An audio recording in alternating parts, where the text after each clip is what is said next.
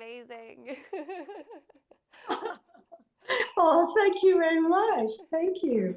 Yeah. It's very encouraging to me. So I just want to say thank you to you. Um, I'm writing a chapter about performing arts now, so I'm very into what this is, and this is a very good timing. Oh, great. Yeah.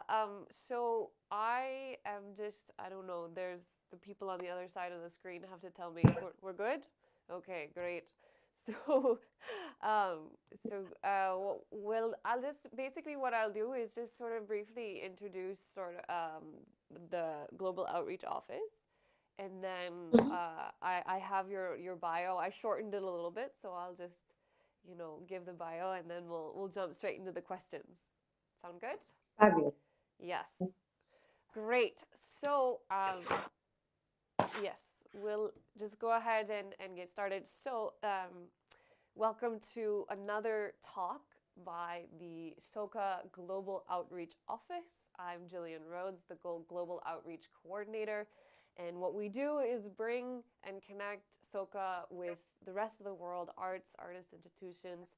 We're starting with these talks. Last week we talked to Carl Rogers, a former professional dancer and now a member of the U.S. Consulate in Lahore. And today I'm super excited. We have a wonderful discussion with Iranian artist now living in Australia, and she's working in ancient forms of dance. So the topic today, we're going to be exploring what the past has to tell us about the future. We think of these ancient forms as something that is kind of lost, but the way that she's working with it is something totally different. So Elnaz Sheshgelani, I hope that's how I say your name.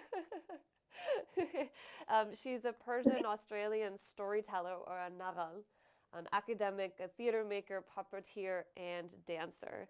As part of her doctoral research at the University of Melbourne in Australia, she creatively reconstructed the gestural vocabulary of an early form of Naghali, an ancient and endangered form of Persian dramatic storytelling.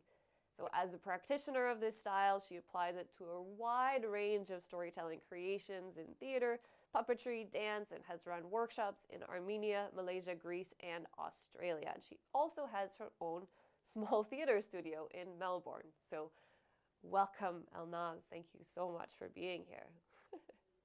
Thank you. Thank you. Yeah, Wonderful to be. Hi, everyone. If somebody's seeing us, thank you for being here. Thank you for being yeah. part of. Wonderful. So, Elnaz, at the very beginning, when you were kind of coming into this practice, like a lot of people are really interested in contemporary and modern, so what kind of inspired you to look back, so far and sort of work with this ancient form? I simply really like it. I fell in love with the form. But this happened as a result of my ordinary life. Right. I migrated to Australia, and when I was in Iran, I studied puppet theater. So I had a BA in theater as a major and puppet theater as my specialty. And so when I came to Australia, I wanted to remain to be an artist. But then that comes the matter of your identity. Who are you, and what you want to do? Because your place changed, your perspective changes. So I fell in love with Naghali then. I knew about the style, and my family also, they were connected to the style in terms of presenting it in some ways. They play it with music, and it's called qawwali. And qawwali still exists, especially in Pakistan, which is a gorgeous art form. And so I was familiar with it, but I fell in love with it strongly when I was in Australia, trying to find my identity. And then I realized that it's in a great danger. Hmm. One day I was researching, and I came across UNESCO's list of intangible heritage, cultural heritage needs for safeguarding. and Naghali was one of them. Oh, wow. So the warning was there to this art form is dying. We encourage people, So yeah, so Okay. two major reasons. Yeah, Mm. which is interesting then, knowing what I know about kind of how you worked with it from there. Like a lot of times we think of sort of preservation and reconstruction as like, making something exactly as it was, and you took it in a completely different direction. I was watching some of your YouTube this morning, and like there's nothing which is not contemporary about the presentations that you were doing. So kind of Mm. how did you begin that process of preservation of this ancient form, but not preservation in that sort of stuck, let me do exactly as it was sort of mindset?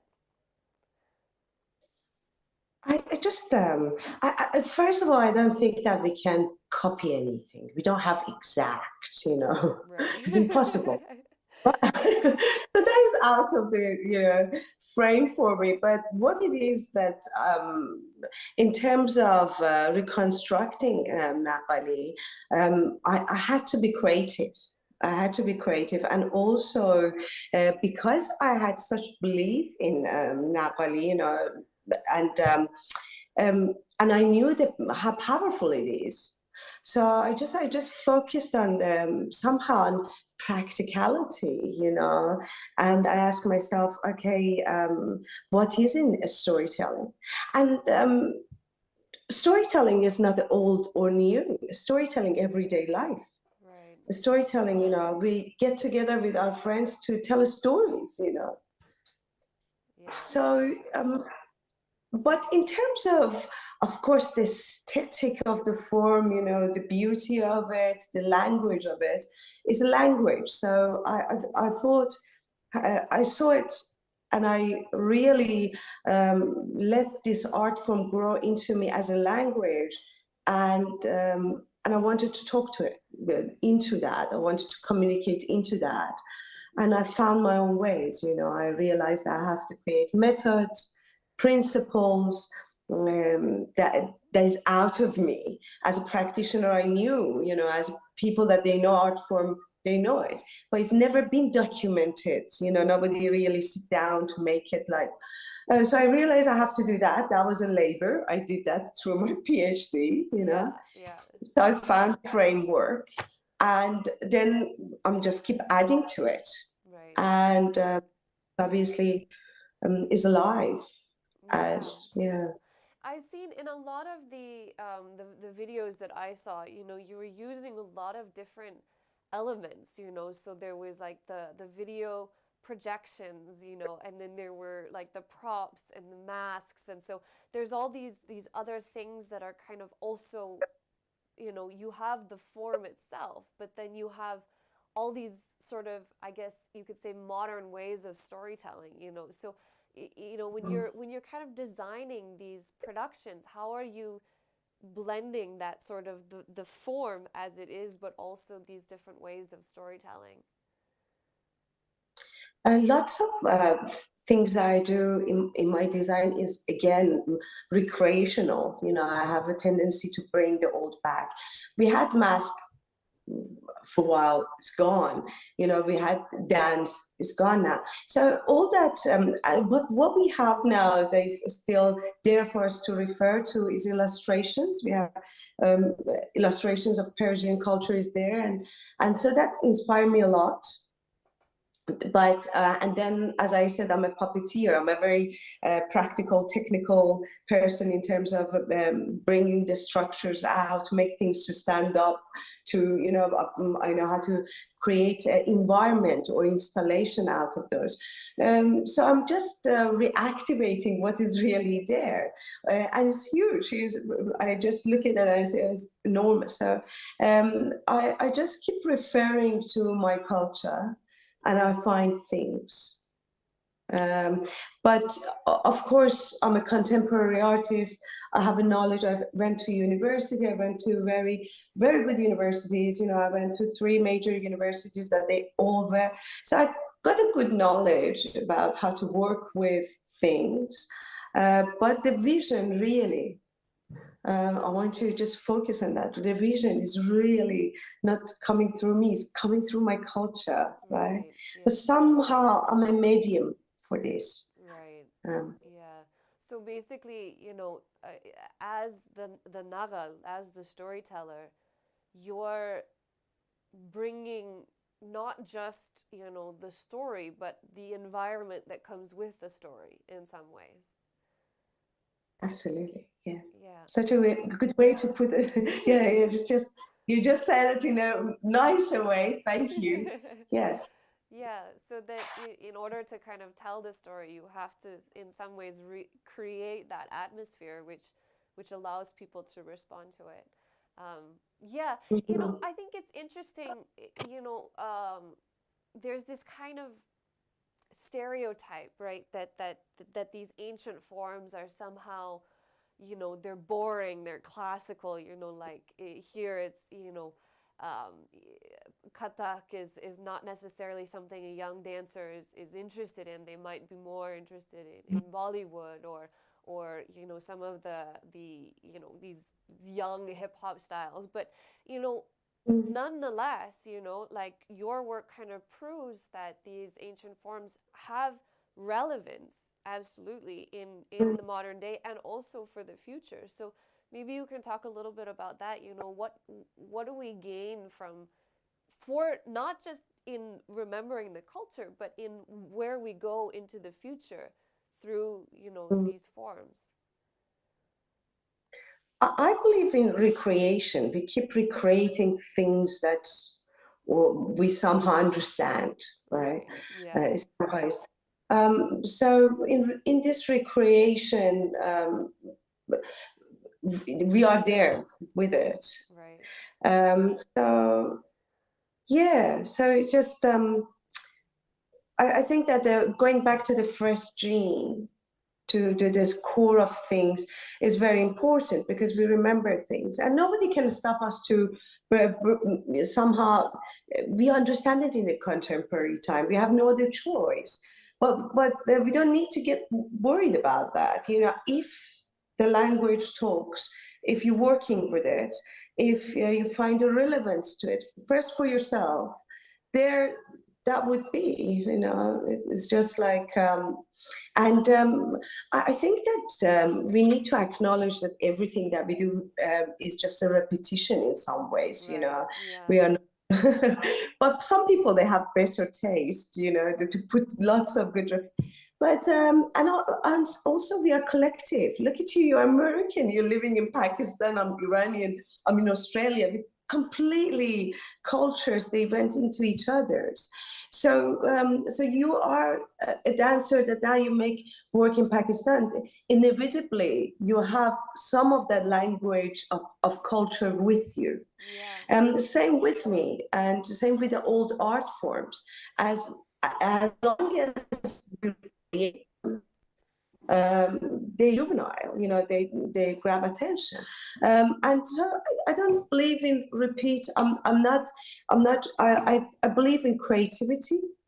I think that life, the core of art, is connecting to the power of creativity. Somehow, and that is generating us. Creativity is like a play, it's like a game.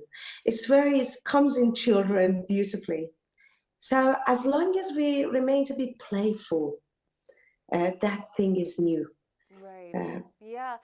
But I mean, you've done workshops all around the world, really, and you've worked with people of all ages, and the kind of easy assumption is that, it's an ancient Persian storytelling form. So what does it have to do with people in Armenia? What does it have to do with people in Greece? And yet, what you were telling me when we talked, a couple weeks ago is that people respond to it, really strongly, because something in it just, something in the storytelling they just really respond to.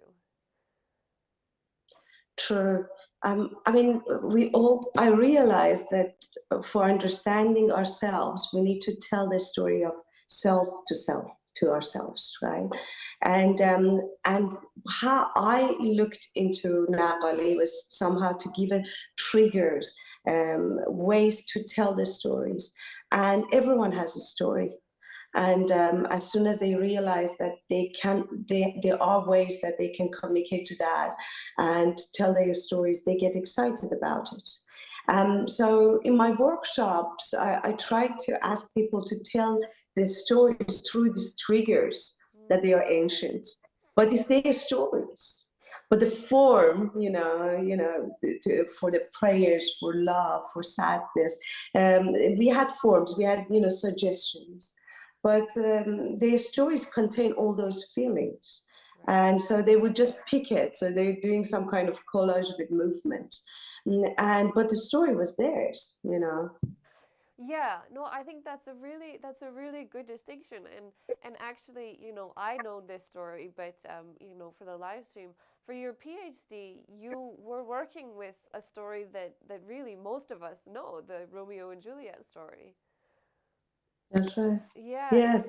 so how just briefly, could you talk about how you kind of broke that story down into its little pieces and then used those created the form from those pieces?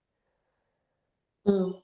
My point in my PhD was because they asked me similar questions that you're asking me now. They said, well, why we have to, invest in an old art form? And I said, first of all, this can come to the relevance to West and East. Right.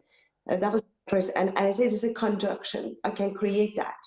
Right. So for that, I said, okay, I'll introduce the art form to you. This is a storytelling, it's an art form, and that art form is it can accommodate any kind of story. A story is not is yes, so it doesn't need to come from Iran. Is story is another entity in this. So to prove that point, I picked a very well-known, obviously the most well-known love story of all, Romeo and Juliet, which belongs to West and being, massively and hugely made in different art forms, and put it next to Naghali to just give an example.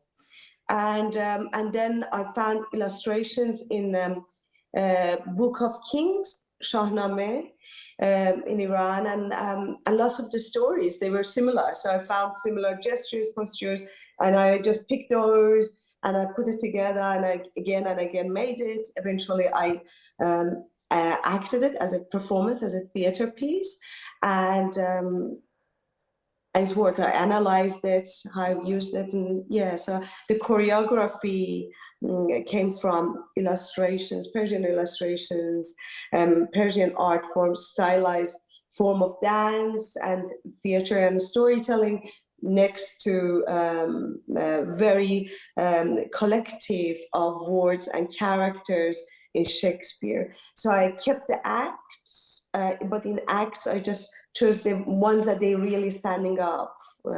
Yeah. Yeah, almost like the beats of the story, when like things like when something happens or something changes or kind of like this. Yeah, and Exactly. I didn't ask you, but were you playing kind of all the roles, or were you as the Yeah. storyteller, you were playing all the different roles?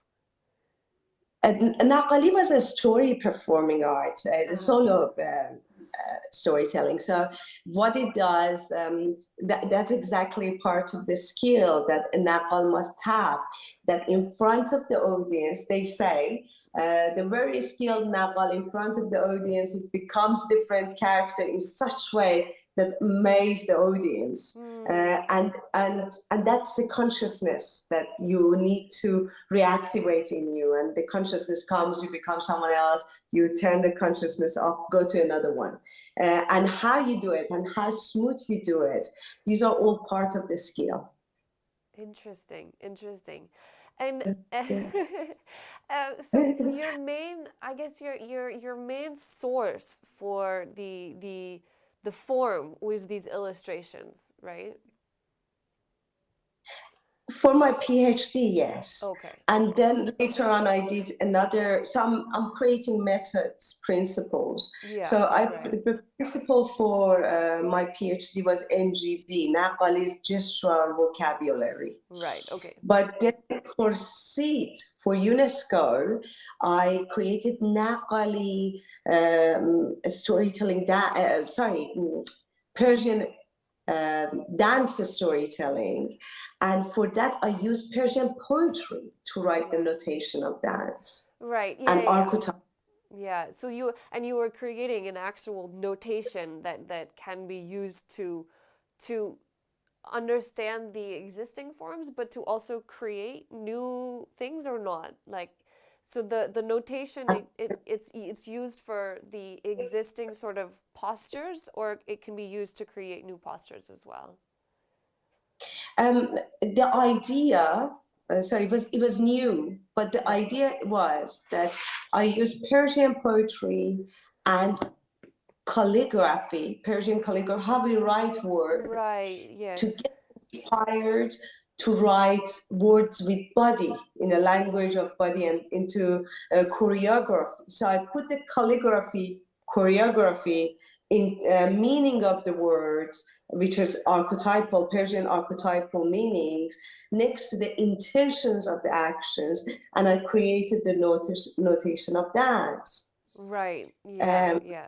yes. Yeah, yeah, I remember that. I read the paper you sent me where it was like how the word is written, then transforming that into a way the body is, like using the posture and moving through, and then kind of, moving on from there. So really fascinating work. I do want to talk a little bit about UNESCO. And so, for those who don't know, the UNESCO International Council of Dance, I think is what it is. So That's right. yeah, what is that all about? What do they do, and how are you part of it? Um, so SEED, as you know, the abbreviation is for UNESCO's Dance Council. It's an organization that they trying to reserve old art forms, dance art forms, majorly, and performing arts to some degree as well. But so they preserve all this, they acknowledge them, they get the data. We have our news, papers, books, conferences, yearly conferences, monthly gatherings, and the findings of each practitioner or the groups or the dance schools comes, and they're renewing the knowledge each year. So as I said, part of in my PhD, I acknowledged the fact that Naghali is an endangered art form, is part of the UNESCO's concern about to preserve it. So when I finished my PhD, and it just went up in the world, not just when I was waiting for the result to come back, the head of the UNESCO's Dr. Professor Alkis Raftis connected me on Facebook saying that, would you like to be part of our organization? And it was just very exciting because so they heard that somebody preserved that finally. So they just they wanted me to be part of the organization. Unfortunately, our organization, so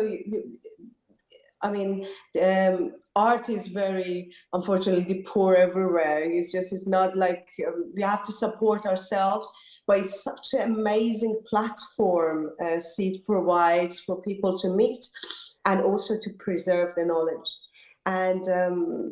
And yeah, fantastic place, amazing. Yeah. Yes. So is it just kind of general all styles, or are they particularly focused on kind of preserving endangered forms like Naghali? Or is just a platform for My dance? understanding is, yeah, my understanding is everything that is cultural, if you're doing you bring your dance somehow to the matter of culture, you're Right. welcome in SEED. Yeah. Okay. Yeah. Oh, interesting. So it's that connection of dance and culture. Yeah. That's right. Okay. That's right. So everyone is welcome. Please apply and be part of the seed. Yeah, Yeah. wonderful place. I'll definitely look into it. But so the work that you did for the Persian dance with the calligraphy choreography, that something that UNESCO asked you for, or something that you just wanted to share as part of like a conference for them? That concept called transcription, which Okay. is simply it means that writing with body, Right. but it's called from transcription, which the term that Jung being used, how you write with your psyche, how your Right. psyche writes you. So I realized that dance also writes you in body. So that's called transcription. UNESCO wanted me to continue with Naghali, and Naghali, which is the Persian dramatic storytelling, created Persian dramatic dance for me. So, that was very concerned with theater somehow, with script. But this one, I was really concerned with body and how body can move, and how body can move in a Persian way. How so that was the wonder. And then I realized that archetypes for writing for bodies, they are very important. And Persian poetry is full of archetypes, Right. and those archetypes just they found me, and somehow with the calligraphy of those words that the meaning is an archetype, I realized the connection of those written words with the meaning of those words. And somehow, and I created this space around me to be and to be able to write. So that was so they really really liked it, because these are all the infos and inspiration that they've been somehow completely dead Right. or Well, not it kind appreciated. yeah, it like somehow I guess codifies, it takes this idea of culture and Persian culture and somehow just embeds it into the body and movement. True, Yeah. exactly. So I'm keeping an eye on time, but I do think we have time for one question at the end, and I think it's kind of this summing up of everything that we've talked about so far, and I think that it's something that you're passionate about and something that I'm still learning about, but there's always this tension between the past and the future, and if we need to look into the future, if we need to look into the past, and what do we need to look to in order to like go forwards, but this work, like how much should we preserve of the past, and should we preserve it, and should we forget about it, and should we just go on and sail into the future, but so there's this kind of always this tension, but what do you think dance teaches us about this, and how we can, you know, sort of smooth over that tension of the past and the future? Look, dance is body. We're living into our bodies. We all have body, and we need to somehow deal with our bodies. Our bodies is a center of everything that we have. Our hearts lives in us, inside of our body. Our mind lives inside of our body. So we have to handle our body. We have to be able to know our body and talk through our body and feel our body, because lots of our memories is inside of our body. Lots of our communication is inside of our body. We need our bodies for the healthy life. And dance is the only art form that is concerned completely with body. And it as long as human history remembers, we dance. So it's not something that we don't human. As long as we have body, we need dance. We Right. need some kind of right. And people they call it a sport. People they call it basketball, volleyball, swimming, everything. That is all of them. They can be dance. Is they come from dance. They can. Dance with water becomes swimming. Dance with ball becomes volleyball, you know. And so it's a dance. The best boxers are the ones that they can dance. The best footballers, they are the ones that they can dance. So dance is important. Dance heals us.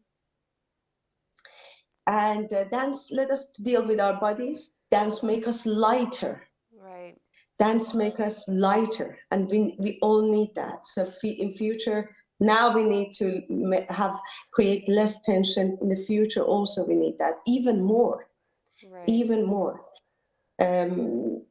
Because stress is the result of modern life. Right. What we're going to do? Just keep putting chemicals inside of us. Why Right. we can release the tension with something so natural, like working with our body. Indeed. Yeah. I think it's a beautiful way of looking at dance and the idea behind it, and just yes, we have to deal with our bodies as much as we're trying to, you know, move into the robot future. You know, we have to we have to still deal with our bodies. And you know, I think, you know, as we go more into technology and the virtual and the digital, you know, it's now these conversations about, you know, how, in the future, in the digital age, how do we bring our past with us? You know, and I think that the work you're doing is an interesting way of solving that problem. Oh, you're very kind, my darling. You're a fantastic person to talk to about dance. You inspire me so much.